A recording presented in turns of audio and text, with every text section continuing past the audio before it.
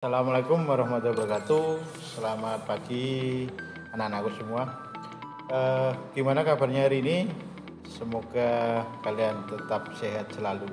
Apalagi di masa pandemi ini, jangan lupa selalu jaga kesehatan, terapkan protokoler kesehatan dengan baik dan benar. Jangan lupa pakai masker. Setelah melakukan atau sebelum melakukan pekerjaan, silakan cuci tangan terlebih dahulu dengan sabun dengan baik dan benar. Hari ini kita lanjutkan materi pembelajaran komputer dan jaringan dasar. Minggu kemarin saya sudah share materi yang berkaitan dengan K3LH. Tentunya kalian sudah baca semua. Di dalam K3LH kalian harus menerapkan prosedur tersebut agar ketika kalian nanti bekerja dengan komputer tidak mengalami kendala atau kecelakaan. Hari ini saya akan memberikan review dari tugas minggu lalu, yaitu saya minta untuk mencari dan membaca atau mempelajari kaitannya dengan komputer. Apa itu komputer?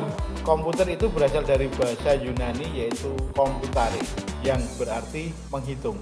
Memang secara gambaran bahwa dulu kenapa diciptakan komputer itu sebagai pengganti kalkulator yang digitnya terbatas, maka diciptakanlah komputer. Akhirnya kata komputare itulah yang menjadi dasar komputer.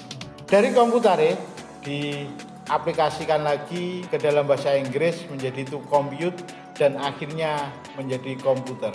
Kalau kita melihat dari Kamus Besar Bahasa Indonesia, kata komputer itu berarti seperangkat alat elektronik yang digunakan untuk membantu manusia dalam mengolah data menjadi informasi. Dalam artian data adalah sesuatu yang belum mengandung arti. Sebagai contoh, angka 1, 100, 1 ekor itu adalah sebuah data. Kenapa? Karena 1 itu maknanya luas.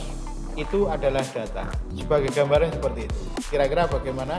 Paham kaitannya dengan ini? Kemudian informasi boleh dikatakan adalah sekumpulan data yang sudah mempunyai arti pasti. Di mana di situ sudah dijelaskan bahwa sebagai kata yang sudah mengandung arti, sebagai contoh 1 ekor ayam. Di situ sudah dijelaskan bahwa ada seekor ayam di sana. Kemudian makan roti, makan masih umum. Ditambah di situ roti sudah spesifik bahwa mereka adalah makan roti. Sebagai contoh seperti itu.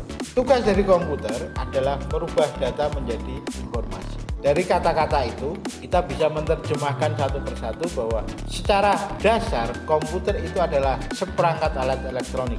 Jangan seperangkat alat sholat ya. Karena kalau seperangkat alat sholat nanti kalian dianggap mau menikah. Sedangkan kalau ini adalah elektronik. Karena di situ ada seperangkat elektronik, berarti di situ ada bagian-bagiannya. Secara konsep bahwa komputer itu terbagi menjadi 4 bagian.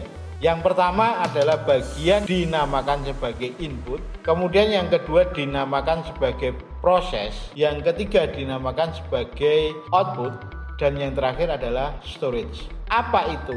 Bagian-bagian komputer yang mana? Ada input, ada proses, ada output, dan storage. Itu nanti kita akan jelaskan dalam kesempatan yang lain. Dalam hal ini kita akan membahas dulu yang kaitannya dengan proses kerja dari komputer itu sendiri. Kalau kita gambarkan bahwa itu ada sebuah skema,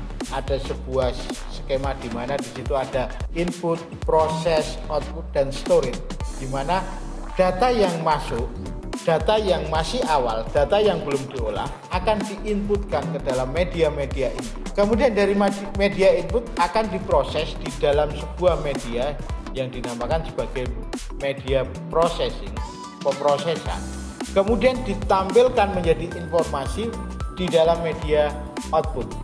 Nah, jika ada diperlukan data atau informasi yang sudah diolah tadi akan disimpan ke dalam media penyimpanan yaitu media storage.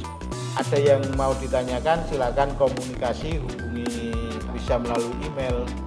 Sekian untuk pengertian komputer, kita lanjutkan nanti yang berkaitan dengan bagian-bagian dari komputer seperti yang sudah saya jelaskan di depan tadi, yaitu komputer merupakan seperangkat alat elektronik. Sekian, lain waktu kita jumpa lagi, jangan bosen lihat saya. Mungkin kita belum bisa bertemu langsung, hanya dengan media ini kita bisa berkomunikasi. Sekian, selamat pagi, assalamualaikum warahmatullahi wabarakatuh.